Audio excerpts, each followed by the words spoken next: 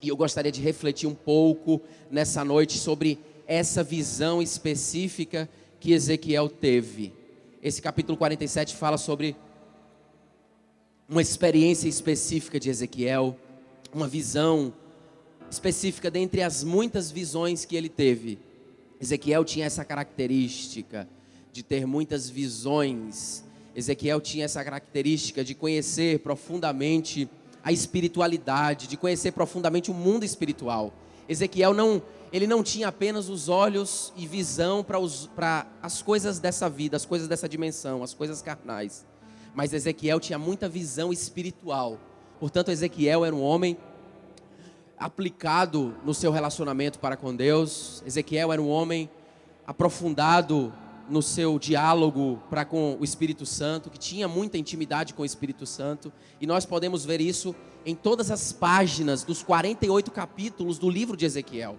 Se você tiver a curiosidade, eu já tive essa curiosidade, já me despertou, embora eu já tenha lido o livro do profeta Ezequiel, mas me despertou a curiosidade de ler mais uma vez para entender melhor todo o contexto e ver todas as visões que esse homem teve. Foi um homem, portanto, sobrenatural. Partamos,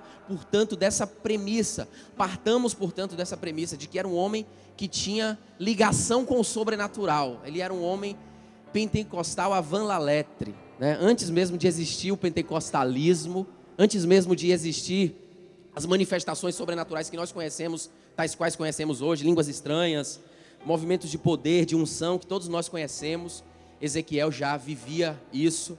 E nós, como eu estava dizendo, percebemos isso do primeiro capítulo até o último capítulo, capítulo 48. Ezequiel, ele era, além de sacerdote, ele era também um profeta. Ele era sacerdote porque ele cumpria com as suas funções próprias do templo, ele servia no templo, ele era como se fosse um pastor, como eu, né? Para aquela época, para a religião dele, a religião judaica. Mas acima de sacerdote, Ezequiel era um profeta que condensava em si mesmo esse relacionamento com Deus. Ou seja, ele tinha um conhecimento profundo das Escrituras, ele tinha um conhecimento profundo da palavra de Deus, mas ele tinha também uma profundidade nas coisas espirituais, visões absolutamente surpreendentes. Já desde o capítulo 1 de Ezequiel, quando você vai lá no capítulo 1, você vê a primeira visão que ele teve, a visão de animais, que cada um desses animais tinham 4 cabeças, né? E ele arrebatado pelo Espírito Santo, pela mão do Senhor, pelo Espírito Santo, para que ele visse aquilo. E a primeira manifestação sobrenatural pela qual Ezequiel passa, atestando a sua, não função, porque como função ele era sacerdote, mas atestando o seu dom, o dom de profeta, como alguns aqui nessa noite têm o dom de profecia, como a pastora Luana tem, né? O dom de profecia, dom que eu não tenho, né? Dom sobre o qual eu não disponho dessa capacidade de compreender o futuro, de ver o futuro, de sonhar, né? E sonhar algo que vai acontecer. Não sei se você está incluído ou incluída nesse meio, né? De pessoas que têm visões, às vezes visões até acordada, né? Pessoas que veem anjos, pessoas que veem até mesmo demônios, pessoas que conseguem enxergar influências espirituais positivas ou negativas na vida das outras pessoas. Olha para alguém e enxerga, tem um raio-x espiritual da pessoa, né? Existem pessoas aqui nessa noite que têm essa capacidade, que têm essa profundidade para com Deus, a ponto de conseguir discernir os espíritos. A Bíblia fala no Novo Testamento que existe o dom de discernimento de espíritos. Existem pessoas, portanto, que têm esse dom, né? Alguns que estão aqui, não é o meu caso, né? Deus me deu um dom de conhecimento da sua palavra, de profundidade nas Escrituras. O Espírito Santo passou para ele, levando ele a lugares, conduzindo ele fisicamente ou conduzindo ele em espírito para lugares, para que ele pudesse ter as visões que Deus queria que ele tivesse. E no capítulo 37 você deve conhecer a visão do Vale dos Ossos Secos, quando Deus conduz ele para um vale de ossos secos, em que existiam ali milhares de pessoas mortas, de cadáveres que estavam já no mais avançado estado de putrefação, porque estavam em ossos, e ossos já secos, sequíssimos, né? Ossos impossíveis de serem ressuscitados, de serem avivados. Mas Deus quis mostrar para Ezequiel que havia a possibilidade daqueles ossos ressuscitarem, daqueles ossos tomarem forma novamente e se tornarem em homens e mulheres que vivem, que têm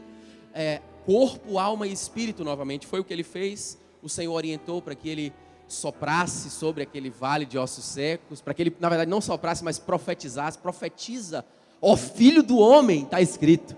Profetiza, ó filho do homem, sobre o vale de ossos secos, e esse vale de ossos secos vai ser reavivado, vai ser reanimado, e foi o que aconteceu milagrosamente na visão de Ezequiel. Foi isso que aconteceu.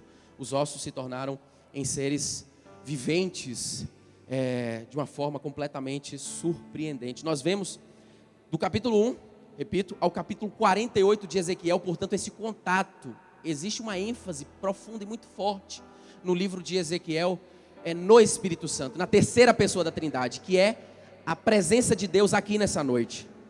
Nós temos o Pai, o Filho e o Espírito Santo. O Espírito Santo é a terceira pessoa da Trindade, é aquele a quem Jesus disse que não disponibilizou. A gente não pode falar que o Espírito Santo está, disponibilizado para a gente, porque ele é Deus, né? Então nós precisamos ter toda a reverência, até no uso das palavras para com ele, mas que está aqui com a gente nessa noite, Deus em forma de seu Espírito, para se manifestar, para nos ajudar, para nos curar, para nos salvar, para falar ao nosso coração. Então esse contato com o Espírito Santo é frequente. Em todo o livro de Ezequiel, nós vemos, portanto, frequentemente a seguinte expressão: veio a mim a palavra do Senhor, veio a mim o Espírito do Senhor. E aí o Espírito do Senhor ditava, falava com ele, e ele reproduzia a mensagem, escrevia, tanto é que o texto está aqui até hoje. Ele escrevia todas as visões que o Senhor passava diretamente. Era um tipo de pessoa, era um tipo de homem de Deus que tinha um relacionamento direto com Deus. Ele tinha acesso direto a Deus. Quantos aqui têm acesso direto a Deus? Por meio de Jesus nós já temos esse acesso. Mas existem pessoas mais aprofundadas. Existem pessoas que têm uma intimidade maior com o Espírito Santo. E era o caso de Ezequiel. Era um homem que ouvia toda hora a voz do Espírito Santo. Era um homem que era direcionado por Deus a todo momento. Ele foi levantado no meio da nação de Judá para profetizar coisas negativas, do ponto de vista físico para eles. Coisas, na verdade, não negativas. Coisas que eles não iriam gostar de ouvir. Então ele profetizava que aqueles homens e aquelas mulheres estavam num caminho errado, num caminho equivocado, e que precisavam voltar para Deus, e que precisavam se converter. E nem todo mundo gosta de ouvir isso, né? A maioria das pessoas não gosta de ouvir uma palavra a respeito de conversão, de mudança de vida, mas era esse o conteúdo de Ezequiel. Tanto é que no capítulo 2, Deus fala para ele: Ezequiel, você deve falar o que eu estou te mandando falar, quer as pessoas ouçam ou quer as pessoas deixem de ouvir. Quer ouçam ou quer deixem de ouvir, você deve comunicar a mensagem que eu tenho para esse povo de Judá. E a maioria das pessoas não ouviam, a maioria das pessoas não escutavam, como nos tempos de hoje também. As pessoas muitas vezes frequentam a igreja, mas fazem constantemente missa de corpo presente, mas de espírito e alma ausentes. De coração ausentes. Diz a Bíblia: este povo me honra com os lábios, mas o seu coração está longe de mim. Então tome cuidado também com qual tem sido a sua disposição nos cultos, quais têm sido as suas disposições nos seus relacionamentos, no seu relacionamento diário e semanal para com Deus. Então eu estava falando que ele tinha um contato com o Espírito Santo, uma frequência ao ouvir veio a mim a palavra do Senhor. Ezequiel capítulo 11, versículo 5, eu queria que você abrisse para você atestar esse relacionamento profundo que ele tinha. Ezequiel capítulo 11, versículo 5, diz o seguinte: então o Espírito do Senhor caiu sobre mim. O Espírito do Senhor caiu sobre mim. Você já viu o Espírito do Senhor cair, ser despejado, ser derramado sobre alguma pessoa? Era assim que o Espírito Santo tratava Ezequiel, era assim que acontecia constantemente na vida de Ezequiel. Ezequiel capítulo 2, versículo 2 diz: então quando ele falava comigo, o Espírito entrou em mim. Diga, caiu e entrou. O Espírito caiu sobre Ezequiel e entrou em Ezequiel. O próprio Deus entrou nele. O próprio Deus caiu sobre ele, foi derramado, antecipando aquilo que aconteceria em Atos capítulo 2, no dia de Pentecoste. Em Atos capítulo 2, te relembro, no dia de Pentecoste, o que aconteceu foi que o Espírito Santo caiu sobre as pessoas que estavam ali reunidas, e todos foram cheios da presença de Deus, e glorificavam, e eles estavam tão cheios da presença de Deus, que falavam em outras línguas, e eles estavam tão cheios da presença de Deus, que eles profetizavam, e eles estavam tão cheios da presença de Deus, que um homem que não sabia ler e escrever, chamado Pedro, o apóstolo Pedro, se levantou para uma multidão de mais de 5.000 pessoas, e pregou o evangelho para aquelas pessoas, e convenceu 3.000 pessoas, convenceu 3.000 pessoas, um homem que não sabia ler e escrever, e não sabia escrever um O com um copo, teve a capacidade, porque não era ele, era Deus nele, e o Espírito Santo é Deus em nós. Já ouviu aquela palavra sobre a qual Jesus também é conhecido, Emanuel? Deus, que significa Deus conosco. Emanuel é Deus conosco. Jesus esteve conosco, Ele foi para o céu, mas Ele disse que não nos deixaria órfãos, que mandaria o seu Espírito. Portanto, nós podemos ainda dizer Emanuel, porque o Espírito Santo continua conosco. O próprio Deus está aqui nessa noite, meu irmão e minha irmã. Não apenas está aqui nessa noite de forma muito evidente, porque nós estamos cultuando a Ele, mas Ele está também evidente e forte quando você está tomando banho. Ele está evidente e forte quando você está estressado ou estressada no seu trabalho, na sua escola, no seu cursinho, no seu preparo para algum concurso público. Ele está ali, perto de você para te ajudar. Talvez Ele não vai te dizer quais são as assertivas que você tem que marcar no dia da prova. Certamente Ele não vai fazer isso, porque isso é parte nossa. Mas Ele vai te ajudar, vai te dar vida, vai te dar alegria, vai colocar pessoas ao seu redor que possam te apoiar nos momentos difíceis. Caiu e entrou o Espírito Santo. É assim que Ele quer fazer para com a gente também. E eu havia pedido para vocês abrirem inicialmente em Ezequiel 47, porque é o texto base, e que fala de mais uma visão de Ezequiel. São muitas as visões. Teve a visão lá dos querubins, no capítulo 1. Teve a visão dos ossos secos, repita, ossos secos, no capítulo 37. E muitas outras. A visão do rolo, que ele comeu o rolo, no capítulo 2. E aqui no capítulo 47 é a visão das águas purificadoras que entram no templo, que saem do templo e que inundam. A visão é essa. Ele tem uma visão que ele está no templo, não é um templo como esse, um templo no formato judaico, um templo de sacerdotes dos tempos antigos, lá do povo hebreu, do povo de Israel. Ele estava no templo e ele vê, a mão do Senhor toma ele, leva ele, conduz a ele para que ele veja as águas saindo do templo e entrando no templo, e essas águas começam a subir. Primeiro as águas batem nos tornozelos dele, ou nos tornozelos das pessoas que estavam ali, que porventura estivessem ali. Depois essas águas vão subindo a ponto de baterem no joelho. Depois essas águas sobem a ponto de bater, na expressão bíblica, nos lombos, que é a cintura.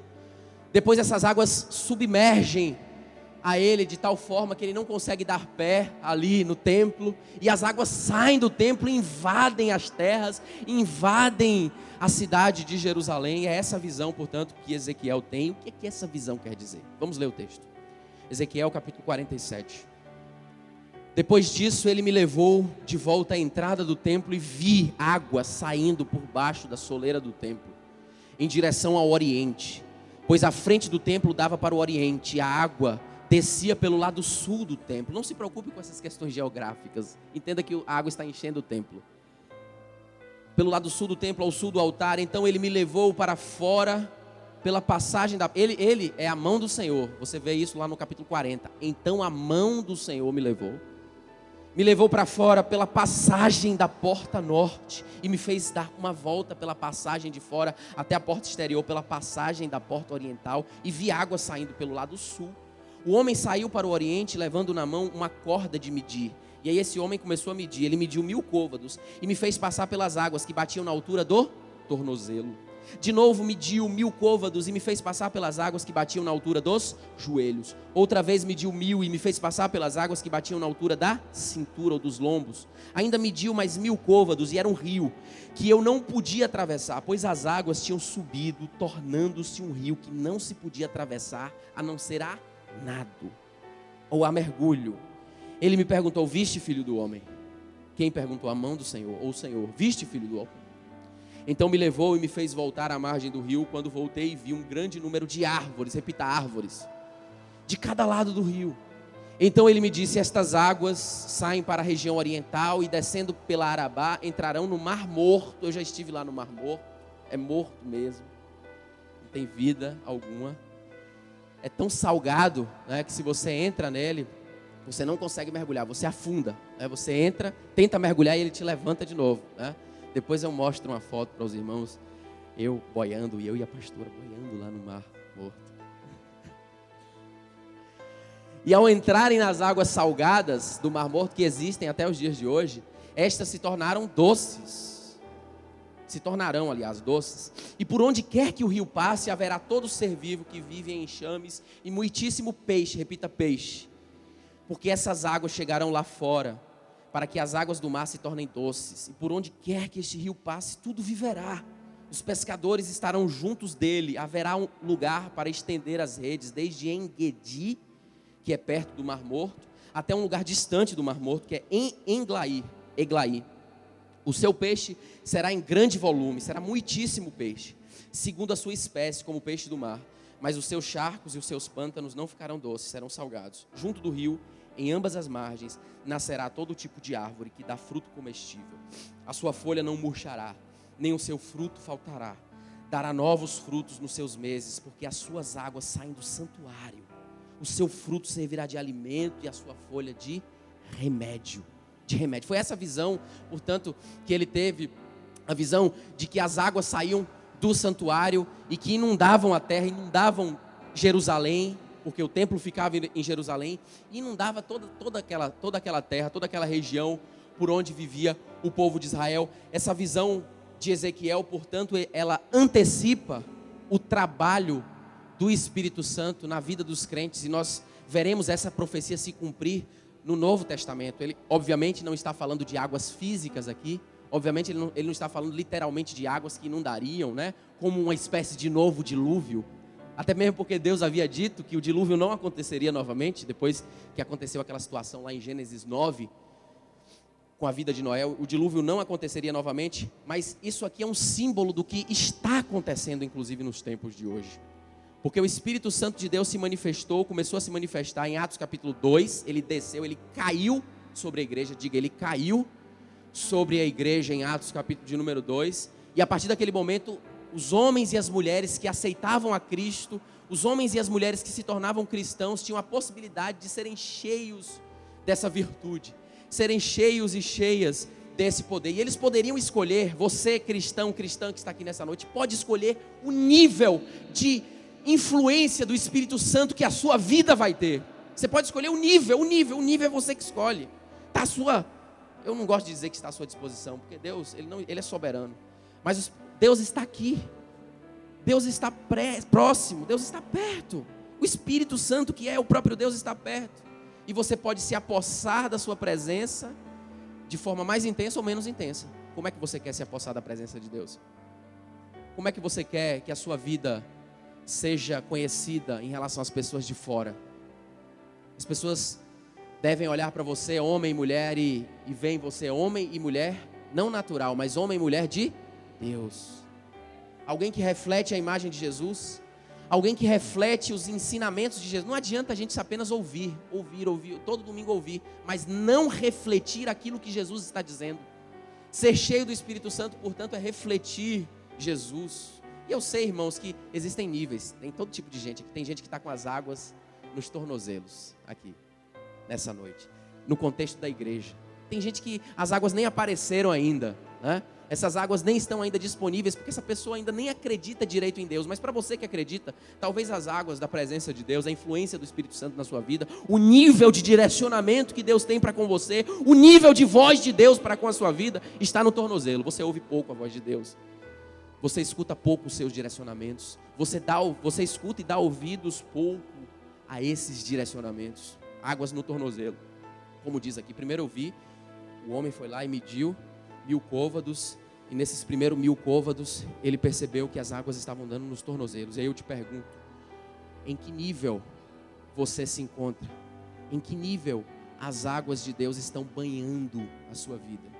Você se permitiu por completo para Jesus? Você se permite por completo para Deus? As águas podem estar também no joelho, já é um pouco melhor, já é uma situação mais confortável, você tem água ali para se banhar de uma forma mais confortável. Quando as águas estão nos joelhos, afinal de contas, nós temos essa possibilidade. Não sei se você já entrou em rios, né, com esse tipo aí de nível, né? Eu já entrei em todo tipo de rio. Em rios absolutamente caudalosos, né? Eu tentei, uma época, atravessar o rio Jacuípe, né? Loucura, né? Dos tempos da adolescência. Tentei atravessar, mas o pastor, né, que estava organizando o retiro, pediu para que a gente voltasse. Talvez eu não estivesse aqui nessa noite pregando para vocês, eu tivesse submergido ali no rio Jacuípe, que é muito profundo, águas caudalosas, né? Águas profundas. Mas já entrei em rios também em que as águas batiam, o Rio Jordão, inclusive, lá em Israel, em uma parte dele as águas são muito escassas e batem nos tornozelos. É horrível, né? É horrível quando as águas batem no tornozelo. Não dá para navegar, né? Não dá para fazer quase nada. A água sempre tem aquele aspecto barrento, aquele aspecto sujo, né? Portanto, é bom em alguma medida. Portanto, as águas no tornozelo é melhor do que sem águas. Mas não é esse nível sobre o qual o Senhor quer te colocar. Nem sobre águas no joelho, que já é alguma coisa. Águas nos lombos, melhor ainda. É um nível ainda maior da graça. Não sei se você está entendendo, mas a imagem aqui, a figura, o simbolismo das águas é o simbolismo e o símbolo do Espírito Santo. As águas nos lombos, ou águas profundas a ponto de que você possa, como nós faremos lá no nosso retiro, nos dias 14 a 17, em que você possa mergulhar. Perceba que no texto o rio se forma a partir de um fio de água. Inicia com um fio de água e essas águas vão crescendo. É assim também na caminhada cristã. A gente não pode esperar de novos convertidos que eles já estejam, né, na maior parte dos casos, na maior parte das vezes, que eles já estejam com águas profundas, com águas intensas, a ponto de que eles possam mergulhar, a ponto de que essas águas do Espírito Santo sejam caudalosas sobre as suas vidas. Tem níveis. O trabalhar, portanto, e é uma lição que você aprende nessa noite, o trabalhar do Espírito Santo, ele deve ser crescente e nunca, jamais decrescente. Essas águas nunca podem decrescer na sua vida.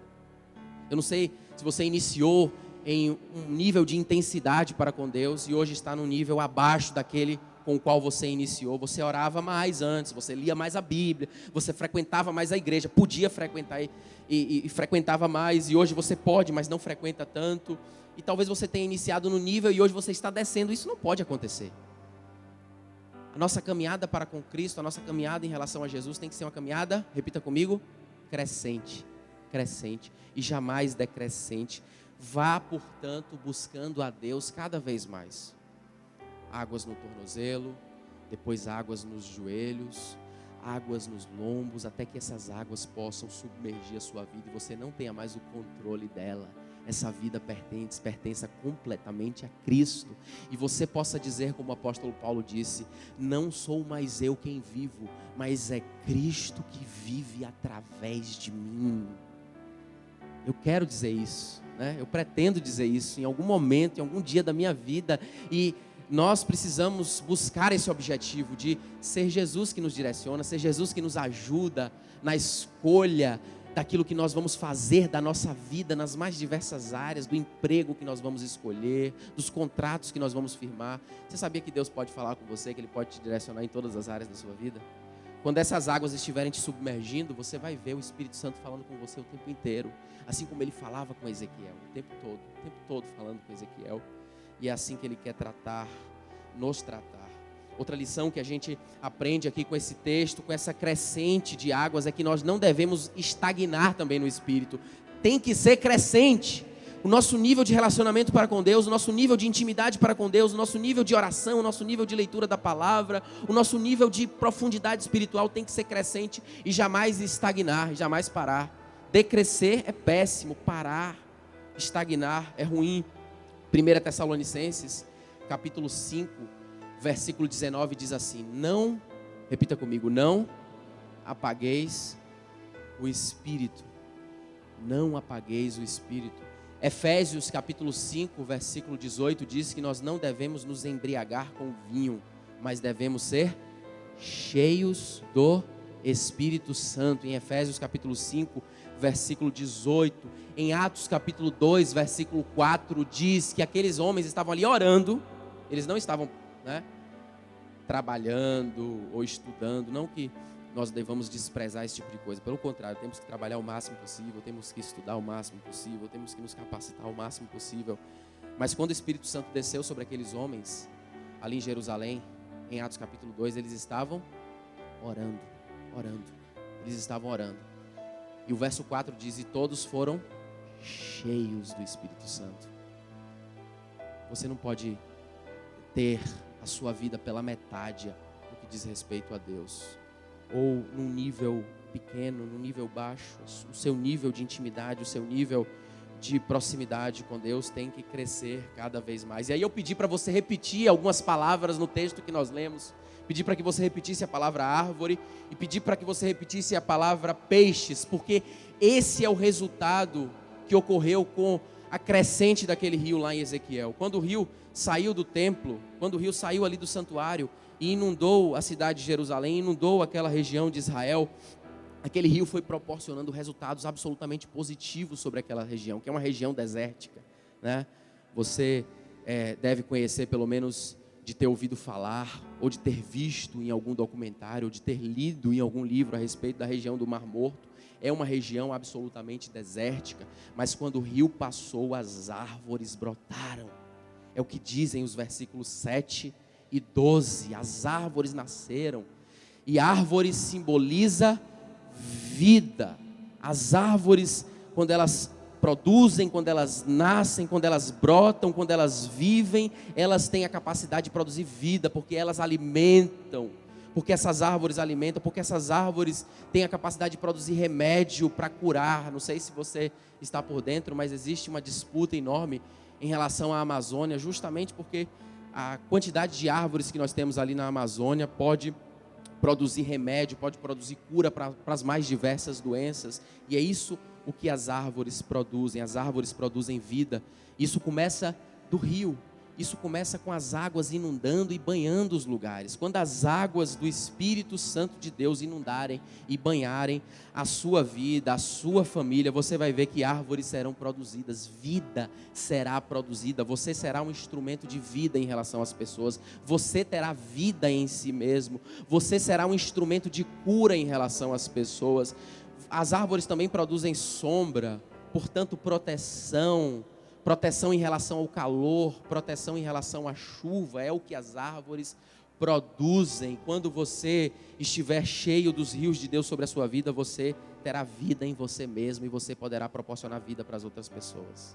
As pessoas chegarão perto de você para serem abençoadas através da sua vida, porque você produz exatamente isso. Você não produz morte, você produz aquilo que pode vivificar a vida de outra pessoa. E esse rio também produziu peixes, conforme diz o versículo 9 e 10. E por onde o rio passasse, haverá todo ser vivo que vive em enxames e muitíssimo peixe, porque essas águas chegarão lá para que as águas do mar se tornem doces, e por onde quer que esse rio passe, tudo viverá, e os pescadores estarão junto dele.